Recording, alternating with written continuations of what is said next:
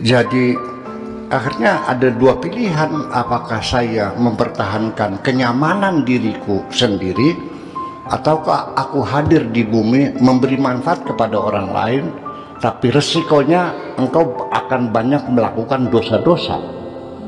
Mana yang pilih? Saya pilih yang kedua. Siap untuk menghadapi dosa-dosa. Yang penting aku bermanfaat, dan di penghujungnya amalku akan ditimbang. 1 gram saja lebih berat kebaikanku, aku selamat di hadapan Tuhan.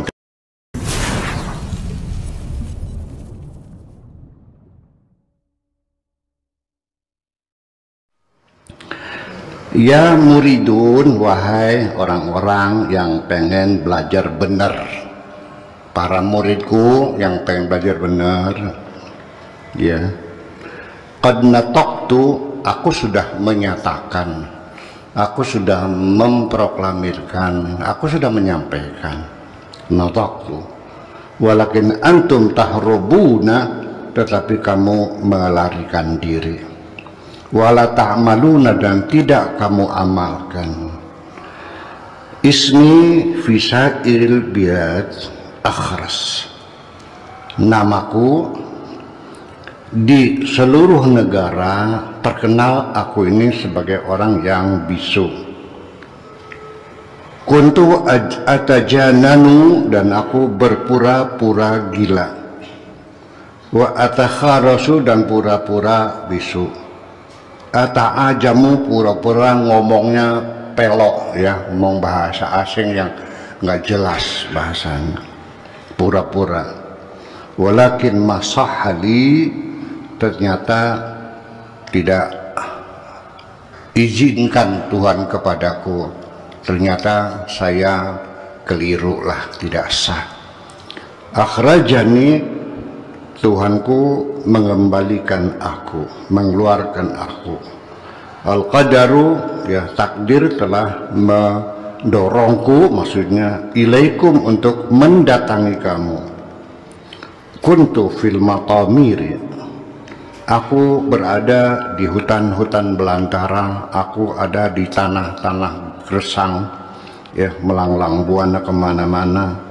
Akhrajani, ya, wa aq'adani, aku dikeluarkan dan disuruh duduk alal kursi, di atas kursi. Nanti saya terangkan, ini bahasanya begitu. La takdzib fi ma laka qalbani bal huwa qalbun wahid.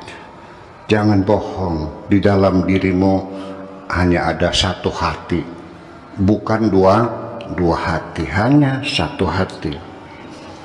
Bi ayyi syai'in imtala'ah fi ma yas'u, apa yang memenuhi hatimu, fa ma yas'u syai'an akhar, kalau sudah penuh ya tidak bisa diisi lagi dengan yang lainnya, hatimu sudah penuh, ya. Qala Allah azza wa jalla, Allah mengatakan kepada kita, qalbun wahidun, satu hati, ya bi ayyi syai'in, dengan apapun, imtala'a fi ma yasa'u syai'an akhar, kalau sudah penuh ya tidak bisa diisi dengannya yang lainnya. Qala azza wa jalla, ma ja'alallahu li rajulin min qalbaini fi jawfihi, Allah tidak membuat dua hati di dalam dadamu itu, hanya satu hati.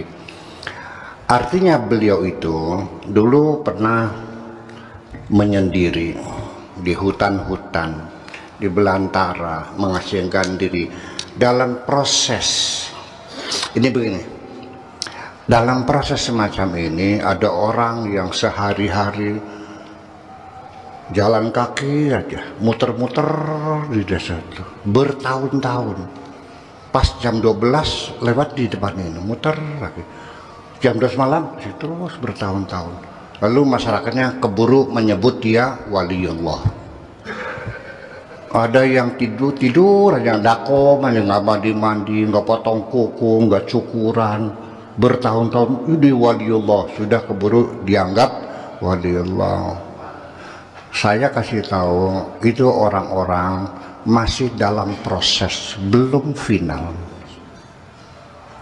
dalam proses penghancuran dirinya menuju tingkat fana, belum final. Sebab nanti kalau sudah final pasti akan dikembalikan kepada masyarakatnya lagi untuk memberi manfaat. Ini perlu diketahui. Jadi jangan terburu-buru ada orang lagi bertapa wali, belum tentu, masih dalam proses. Ya mudah-mudahan saya doakan mudah-mudahan tercapai. Nah, ini terjadi pada diri saya pribadi. Saya dulu niatnya sudah tidak akan kembali ke masyarakat lagi kok. Masuk hutan sudah 6 bulan waktu itu. Dengan Pak Yunus dulu tuh ya, masuk BD segala macam. Di hutan Subang antara Sungai Cilamatan dan Cilelei sampai 6 bulan. Apa yang terjadi? Ya memang saya merasa nyaman karena saya sudah merasa tidak nyaman melihat wajah-wajah manusia itu. Kan terbobat kabeh. Bohong semua kok. Tahu kok. Ya, ketika di hutan saya tidak melihat cewek, tidak melihat uang, tidak melihat, saya ya, mencari diri ya. Perjalanan panjang menuju diriku sendiri. Apa yang terjadi? Saya melihat ada beberapa hal yang aneh-aneh pada diri saya. Ya, ketika saya di rumah Tulungagung itu ada seorang perempuan tua berjalan dengan manggul tangan di belakang begitu biasa kan. Saya mendengar dia lagi marah kepada suaminya. Enak aja, lagi masih melarat bersama gue, ya orang udah duitnya banyak, cari perawan lagi gitu ngomongnya. Ini suaminya berselingkuh. Saya dengar kok, hebat juga ya. Saya merasa nyaman gitu, kebahagiaan, kedamaian, ketenangan, ketentraman, nggak ada rasa takut, semuanya itu. Melihat pohon-pohon sangat nyaman, melihat ular, melihat kodok, semuanya rasa nyaman.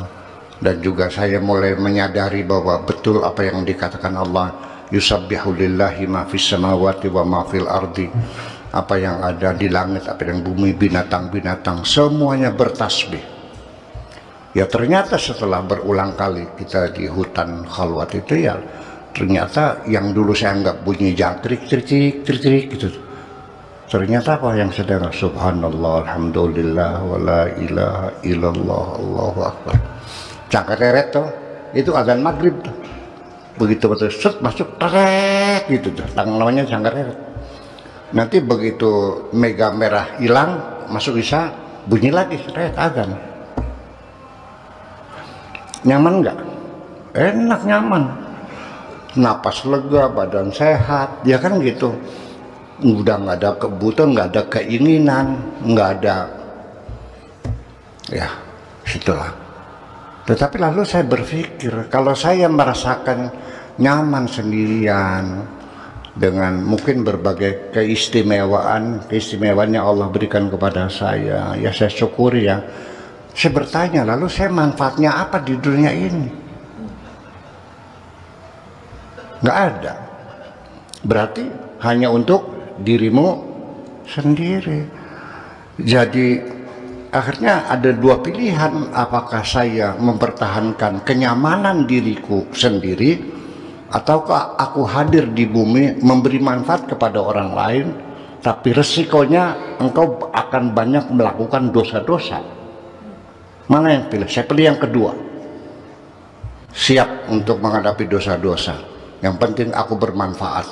Dan di penghujungnya amalku akan ditimbang. 1 gram saja lebih berat kebaikanku. Aku selamat di hadapan Tuhan. Terima kasih.